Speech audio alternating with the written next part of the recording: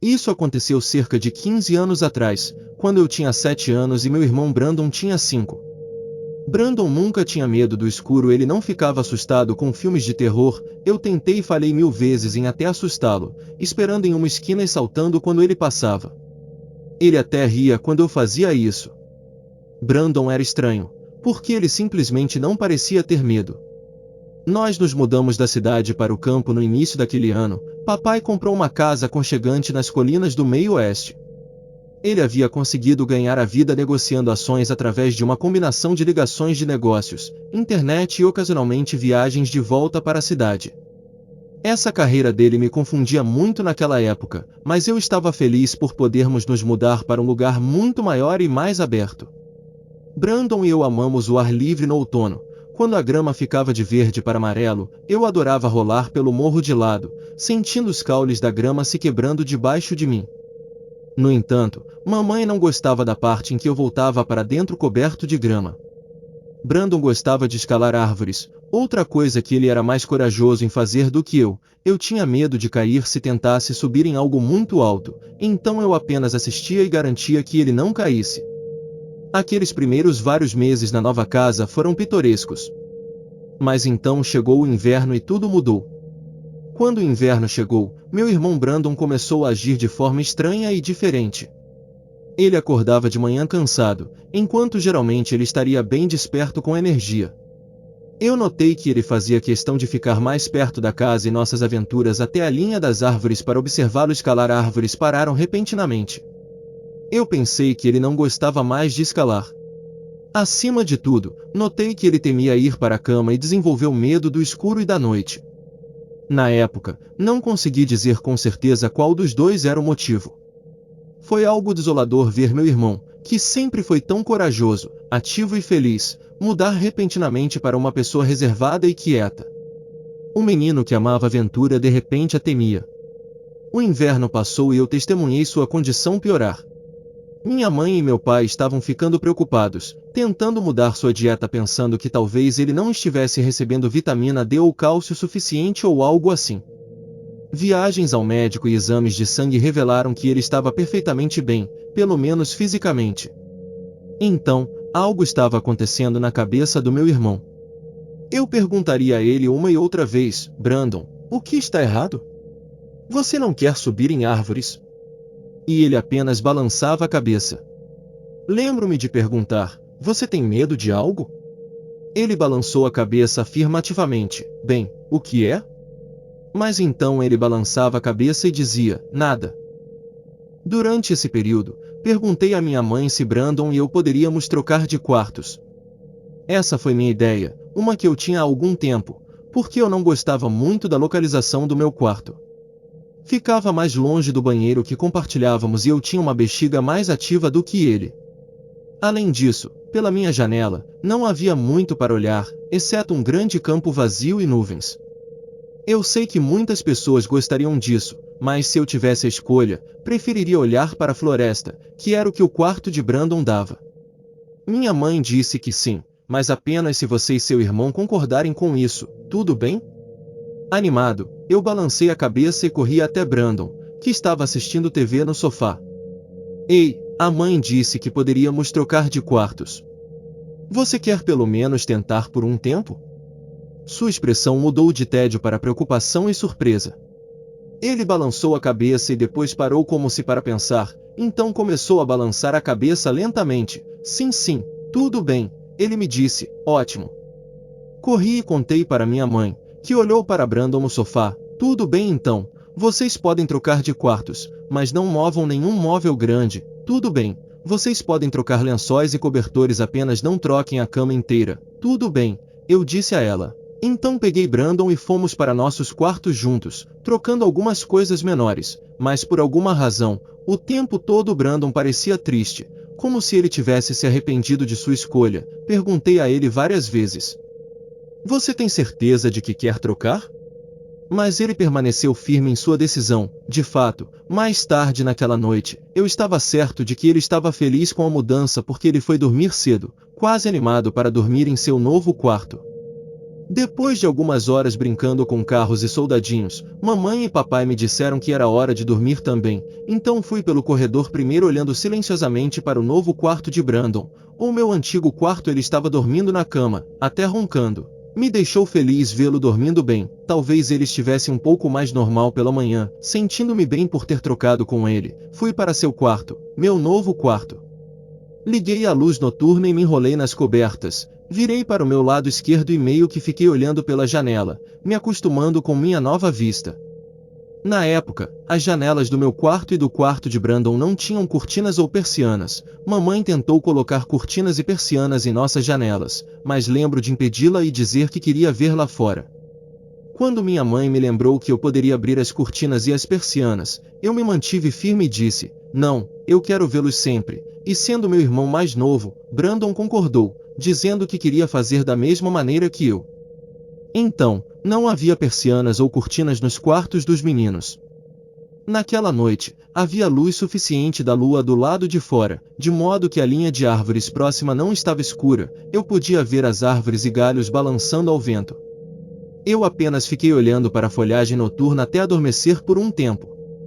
Lembro-me de acordar de costas na cama, ainda era o meio da noite. Um dos meus pais veio ao meu quarto e deve ter desligado minha luz noturna, porque naquele momento estava desligada. Eles costumavam fazer isso para economizar na conta de energia. Felizmente, eu não acordei completamente na escuridão porque, como eu disse, a luz de fora era apenas brilhante o suficiente para que eu pudesse distinguir as coisas no meu quarto e do lado de fora. Então, eu virei para o meu lado esquerdo, minha posição favorita para dormir, e estava prestes a fechar os olhos quando olhei pela janela novamente. Havia algo mais do que apenas a linha de árvores do lado de fora, porque havia algo parado na janela olhando para dentro. Foi tão confuso e assustador que eu não conseguia respirar, meus olhos se arregalaram, minha boca também, e eu olhei para isso e ele olhou para mim. Era como um cachorro, exceto especialmente alto, com suas duas patas dianteiras na janela, patas que pareciam muito com mãos com unhas que pareciam garras. Eu vi pelos cinza escuros cobrindo, um focinho longo terminando em um nariz preto brilhante. Ele me encarou por vários segundos antes de começar a se mover. Eu assisti suas mãos de pata se movendo em direção às bordas da janela, traçando-as como se estivesse sentindo algo. Então, na parte inferior, suas mãos pararam e ele puxou para cima com força.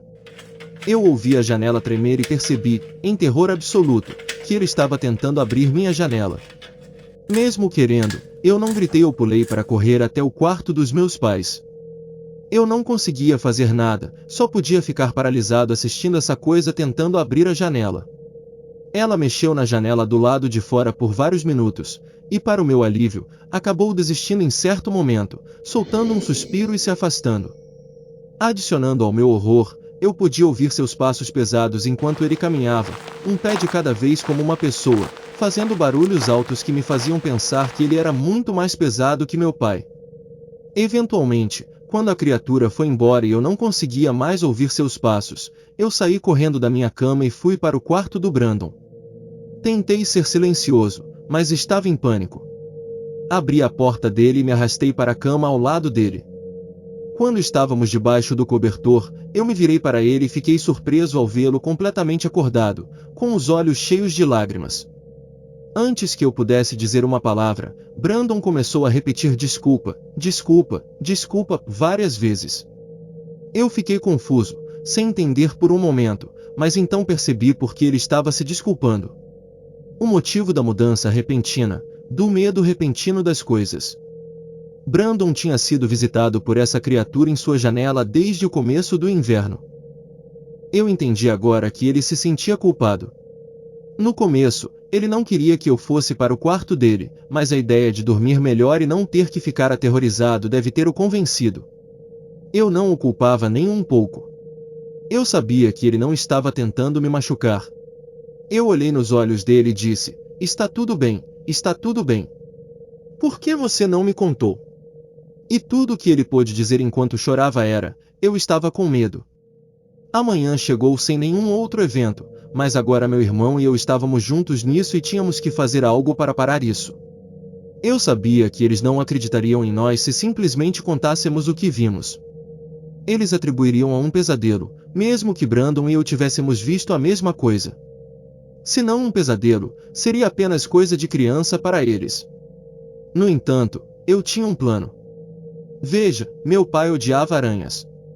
Naquela noite seguinte, antes de minha mãe e meu pai irem para a cama, eu encontrei as maiores aranhas que pude encontrar, mantive-as em potes durante o dia, e quando chegou a hora naquela noite, eu as coloquei na cama deles. Não se preocupe, elas não eram do tipo perigoso para as pessoas. Eu me certifiquei de que uma delas estava no meu pai e eu cutuquei para fazê-lo acordar e vir. Ele gritou e eu não tenho ideia de como consegui escapar do quarto sem que ele percebesse que eu tinha feito isso.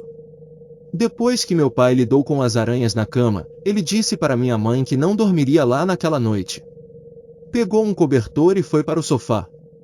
Eu me senti mal por isso, mas isso me levou para a segunda parte do meu plano, que, sim, envolvia outra aranha.